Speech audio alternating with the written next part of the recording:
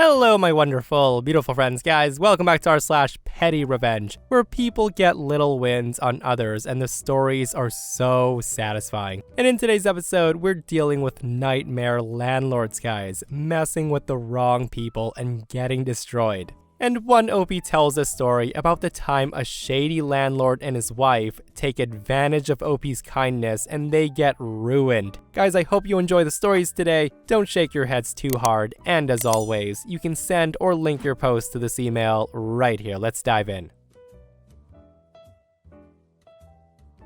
So gather around, children, and I'll tell you a tale of my dirty old uncle and the landlord from hell. Several years ago, my uncle lived in a little bare-bones, cheapo rental house. He lived there for a year without issue, always paid rent on time, didn't damage anything, never had the cops called, etc. Well, one day, the landlord shows up out of the blue and tells him that he has 2 weeks to move out because the landlord's brother needs a place to stay, and therefore, my uncle's basically homeless.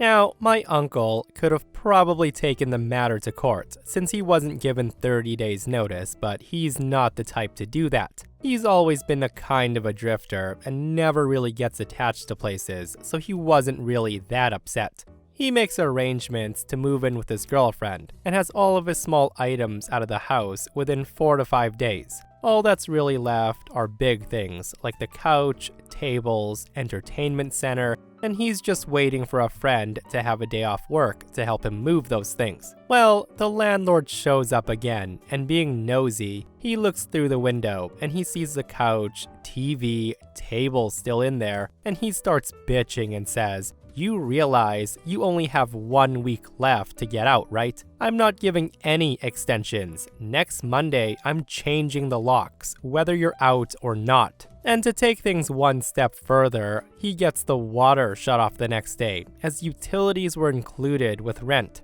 Now, not having water really pisses my uncle off. So over the next week, he develops a plan. There is no water to flush the toilet, but he keeps taking massive poops until the upstairs toilet is filled to the brim. Then he moves to the downstairs bathroom and he starts working on filling that one up. By Friday, both toilets are completely filled to the rim with poop. And as he leaves Friday afternoon, he cranks up the heat as hot as it would go. Another thing is, my uncle is a Gulf War veteran, during which he was a heavy equipment operator. He drove a bulldozer clearing the highway of death.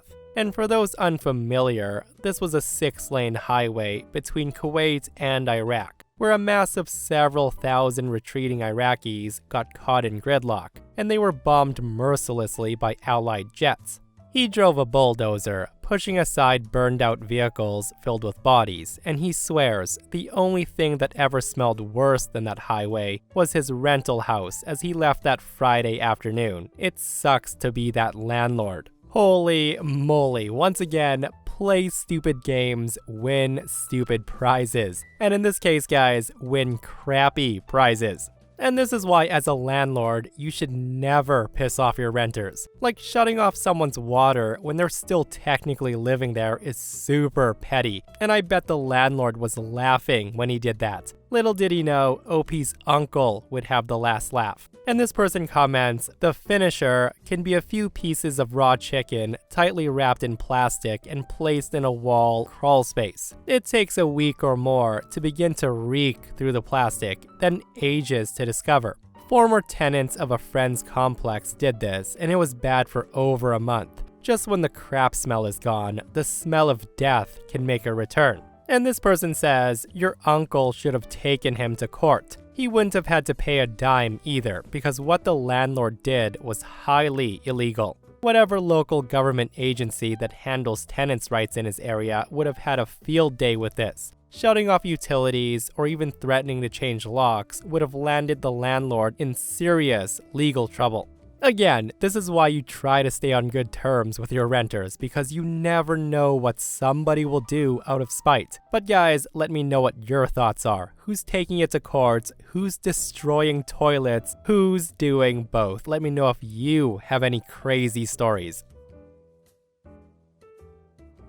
So this story is from a while back when I was in college, which was situated in a rather large city, so rent wasn't very cheap and the landlords thought they could cut corners. Unlike many of the buildings in the area, the room I rented was within a wooden house. When I toured the house, nothing stood out as unusual. The room was small but cozy, and there were rather large common rooms and the roommates seemed nice. One of whom was the landlord's daughter, who I found out was forced to live there to keep an eye out on the renters. Another plus was they were okay with me bringing my cat and not putting down an obnoxious deposit. Cut to 2 weeks later. I'm all moved into the room and everything seems fine, except my allergies begin acting up. I also start noticing my roommates were sneezing a lot. I just figured this was due to allergy season being in full swing, despite not usually having allergies act up this badly. 1 month in, and my allergies are worse, and I start to notice small things around the house that seem to have just been MacGyvered together. For example, the sink piping is duct taped, and the bathtub had a crack in it which seemed to have been glued together by some sort of construction adhesive. At 1.5 months in, allergies are even worse, and my cat begins acting really weird. She starts running into things, acting confused, and having what looks like muscle twitching. So I took her into the vet, and I was told that they believe she's ingested a large amount of mold. The doctor confirmed that this is a possibility given her symptoms and fully explains how I've been feeling. I end up asking my friend to watch my cat for a couple of days while I go look for the source of mold in the house. Remembering the weird handyman jobs performed in the bathroom, I remove a little piece of wood that covered the area between the bathtub and the ground, as it was elevated on some plastic feet, only to find it covered in fuzzy black mold. I immediately replaced the wood, which had growth on the backside of it too, and then checked under the sink.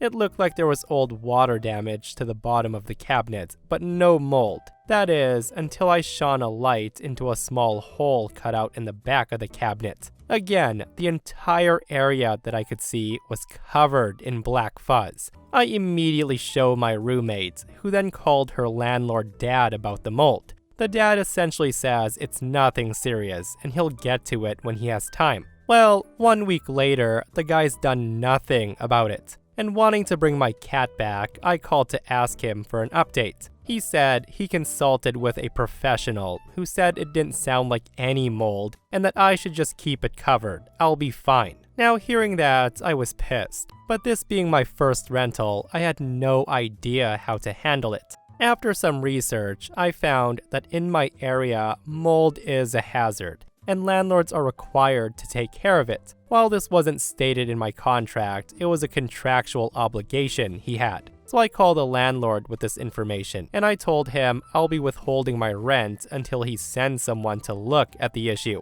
The guy just flat out laughs, and he says I can't do that, and that he wouldn't allow me to break my lease early, that he knew the laws and don't even try to go to war with him because I would lose.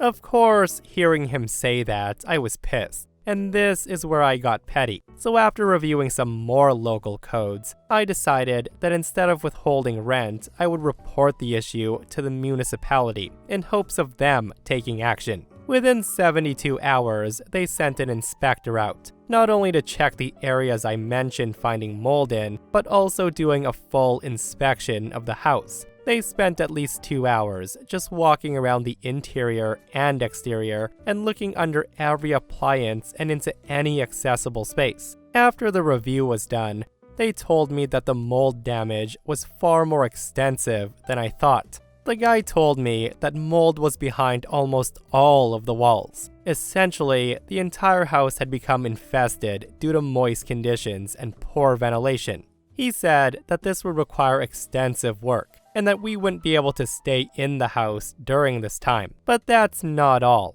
The inspector also found over a dozen code and permit violations, each of which would have to be remedied or else a huge fine would be levied. The inspector sent a letter detailing his findings to the landlord, and I got an angry call with him screaming at me how I shouldn't have gotten them involved and how he was actually planning on coming out that weekend to fix everything. And I just thought, yeah, right. I was too timid to boast about this win, but I was so tempted to tell him that this was a war that he lost. But I did state that per the inspector's findings, I will be moving out as I'm legally allowed to break the lease if conditions are unlivable. He said I'm not allowed to, and I told him to take me to court in that case. I moved all of my stuff out that day with some help from friends, and I was able to get a room in a much nicer house rather quickly. And I kept in contact with one of the other roommates from the previous home. Apparently, the landlord tried to rent my room out again, and he didn't take the inspector's letter seriously. Even the part that stated that they have 1 month to take care of all code and permit violations before they would be fined daily per violation, some amounting to over $1,000 per day. Things got real for him after about 5 weeks, when he got multiple letters from the municipality detailing all of his fines, and how the rates will go up if he continues to ignore them. The last I heard, he was scrambling to correct all the violations, but not before his fines amounted to $50,000, and he was forced to have all the tenants move out. I noticed the house was for sale a few months later. Yeah, this wasn't just petty on OP's part, but honestly, this was justice served. Like, I just don't understand how some people can knowingly let others live in such terrible conditions and shrug it off. And guys, the wildest part of this story is he was making his own daughter live in that mold-infested environment, which was clearly affecting her as well. And the guy tried renting out OP's room after the inspector said it was a no-no. Like the things some people do for money. That said though, what a mistake on the landlord's part, thinking a poor college student would just be intimidated and do nothing about it. Once again, little did he know. So I became a renter for the first time in my mid-30s, pretty late in life. Before that, I'd been on the other side of things. I'm a landlord and developer, which I realize doesn't endear me to most readers. But in my partial defense, I've built everything that I own, and with my own hands for the first few years. I started doing painting, finishing with carpentry, millwork, cabinet making to make more money during university. When I graduated, I had saved up enough to get horribly into debt, at an extremely high interest rate, which I had to build my way out of. The first place I lived in after the dorm was a dangerously neglected warehouse that I'd just bought, and ended up reconstructing into a fourplex. I lived there for the next 10 years, while subsequently getting into new greenfield rental developments. Just before COVID, I ended up selling that first place I built, and the buyer wanted me out so they could raise the rent to market. That was my first time getting evicted, but the pain was numbed by the sale price during the huge market run-up. I also thought it might be tricky to navigate being a tenant in a building that I had built and owned for years, so I decided to treat myself by renting a condo downtown. It was a huge step up from my previous one-bedroom that was chosen for its ROI rather than owner-occupancy appeal. I spent around 3 months looking at dozens of places and built up a good sense of the rental market as my pride insisted I get the best deal possible. I quickly learned that the market that had been so favorable to me, the landlord, was extremely difficult for me, the tenant. I got incredibly lucky when I took a chance, and I viewed a condo on Craigslist that had no photos in the listing, which is never a good sign. It turned out the lack of photos was not an attempt to cover up, but simply the inability of the owner to work a digital camera, as the guy didn't have a smartphone. The place was perfect. It was a 2005-ish building with floor-to-ceiling glass, high floor with 270-degree views, AC, open layout, well priced. The only problem is it was very worn out. It had a shabby 2005-ish kitchen and bathroom, and the reddest looking cherry wood flooring you could imagine. On top of that, the place had cheap, honey-colored fake wood cabinets and gloss black appliances. Also, brushed aluminum finish everywhere and lots of frosted glass on the light fixtures. A simpler time. The landlord seemed like he would be pretty hands-off, and my application pitch was that if he was okay with it, I would take care of the maintenance myself and just e-transfer him rent every month and not bother him. The guy loved the sound of that. He said that he had bought a house in the suburbs and he wanted to keep this condo for rental income for about 10 years until he retired. There are pretty strong tenants' rights where I live, so as long as he didn't sell, there were no fault eviction options. So we signed the tenancy agreement, paid the deposit, and then I moved in. The last time I saw him was during the move-in inspection, after which the guy claims, "If you treat this place well, I promise you can stay here as long as you want." That was followed by a big, firm, job interview winning handshake, and with that, he was gone. We loved the new place. It was a complete change from the up-and-coming part of town we had just left, 400 feet above the street. The absolutely horrible kitchen, bathroom, and floors haunted me, but I had a plan, and it was only a matter of time. One of my carpentry/millwork subs did a lot of retail tenant improvement, as well as model homes and apartments for much bigger developers. When you're building a 30-story high-rise, you typically spend a few $100,000 to several million mocking up a unit in a retail showroom to help you collect deposits. After the building sells out, that stuff either gets junked or sold on Craigslist. When I was doing single-digit unit buildings, I had bought a number of old stock appliances, cabinets, flooring, etc. out of a market manager's garage for cash. A few months later, and it's the summer of 2020, and COVID's in full swing. And that's when my carpenter emails me, one of his clients canceling their project. And since they're ghosting him on his draw, he's taking down their display unit. The drawings show almost an exact match to my unit in terms of dimensions, and the spec sheet is jaw-dropping. Almost 20 feet of gorgeous cabinets, gloss white with champagne bronze hardware, Sub-Zero/Wolf appliance package, white marble counters and backsplash and Callista faucets. It was easily $100,000 plus retail,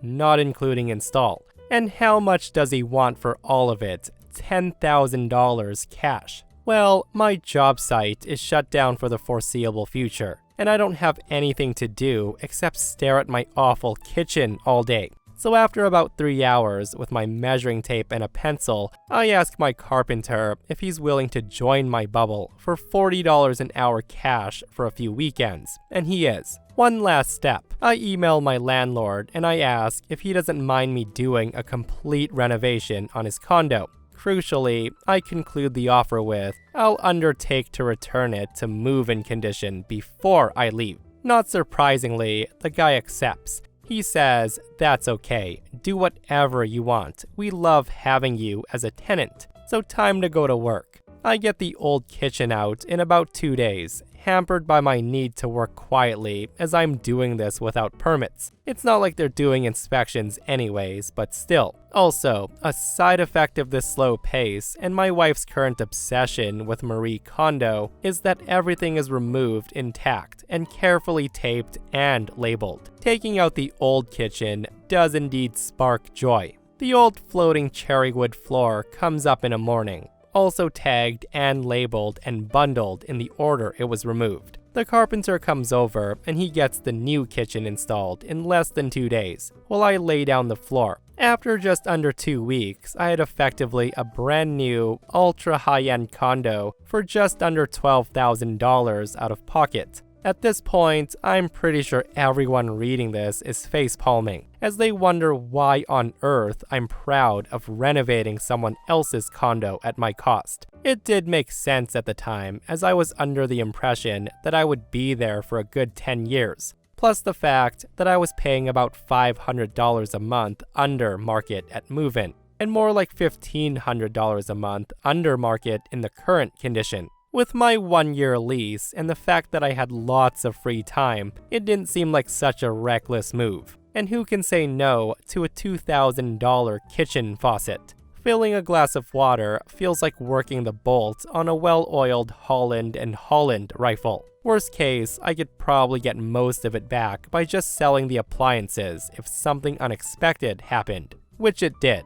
I had undertaken all of this after evaluating all the possibilities and weighing the risk of putting time and money into a place I don't own. I had failed to consider one important detail: the wife. By the spring of 2023, the upgrades had, in my opinion, paid for themselves after nearly 36 months of use. I hadn't seen the landlord since I moved in, and the guy hadn't been in touch since approving my renovation, except for the monthly confirmation that he'd accepted my rent transfer. So naturally, I began to get concerned when by the end of the first week of May, he hadn't deposited my rent. 2 emails went unanswered until there was a knock on the door.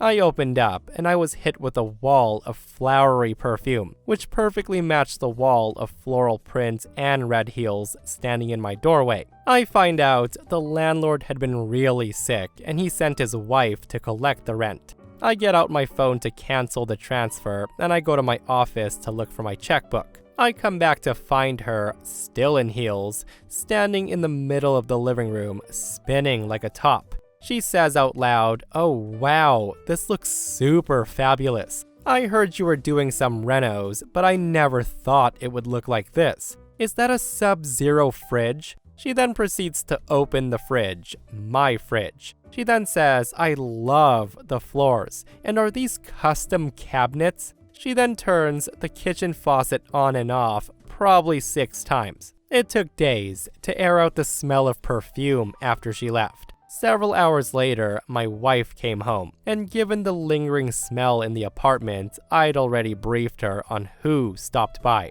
My wife then says, I can tell by the smell that she's seeing dollar signs. Sure enough, 3 weeks later, I get a call from a realtor who wants to schedule the photographer to take listing photos as the landlords are now selling. Of course, the landlord won't take my calls and he won't respond to my emails. And I'm upset that he doesn't have the courage to admit what he's doing. My wife is upset because she doesn't want to move.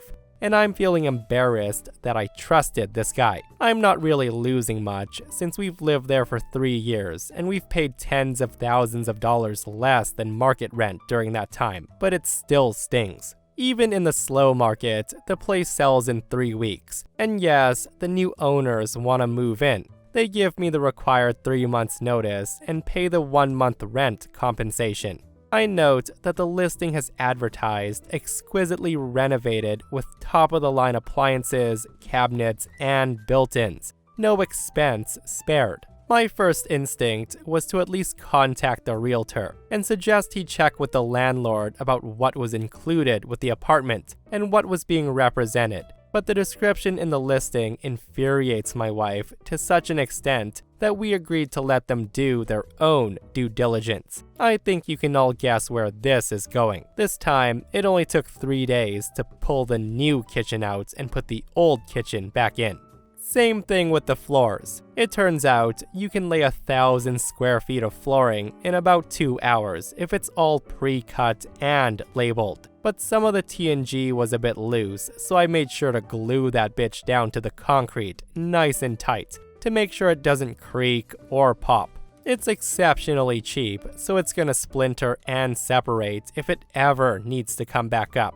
The old Home Depot $49 kitchen faucet unfortunately starts leaking when I put it back in, so I treated the new owners to a brand new replacement, which was about $60. The new one leaked as well, but not so much, and only when it was on.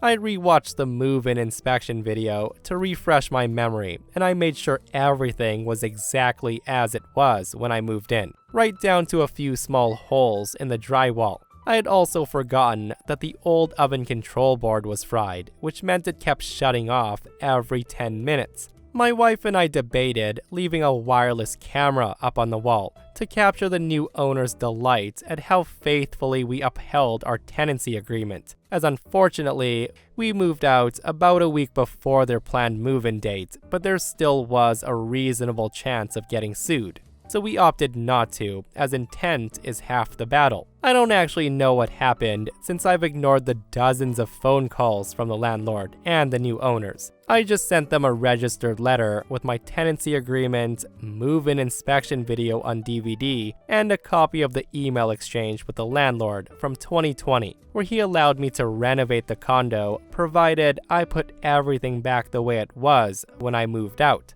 I did get a text from the realtor calling me a petty, vindictive a-hole, and that I'm lucky I'm not getting sued, implying that my landlord is getting sued. And furthermore, one or all of them has looked into suing me, and they were advised against it. The concierge recently told me that no one's moved into the condo yet, which does present another intoxicating possibility. Because the new owners evicted us for their personal use, according to tenancy law, if they fail to move in within 6 months, they owe me a full year's rent as compensation for a fraudulent eviction. I still haven't bought a place. I ended up unfortunately having to pay a fair bit more in rent to move upstairs in the same building, with a different layout but thankfully much nicer finishings. I also have an alert set for the building that tells me if a unit gets listed. I'm ready to make an offer if there's a fixer-upper that comes up for sale. I even have a kitchen that might just fit. What a boss-level revenge that was, guys. And I'm just so glad OP covered themselves with the rental agreement, saying that everything would be reverted back to the way it was on move-out. That was frickin' brilliant. And seriously, I don't know how the landlords missed that. Again, they were probably too busy seeing dollar signs. A renter giving us $100,000 in free upgrades? Well, you know what we gotta do? We need to evict them and sell the place. But yeah, karma hit those shady landlords pretty hard, and it was so freaking satisfying. And that, my friends, brings us to another end of our /PettyRevenge. Guys, if you enjoyed today's stories, hit that thumbs up. And if you're not subscribed, consider subscribing so you don't miss these crazy stories. And if you missed the last episode on the channel, it's in our entitled People episode, where psycho Karens are absolutely running wild. Guys, go check it out if you haven't, and myself and Stevie Boy will see you guys in the next one. We love you.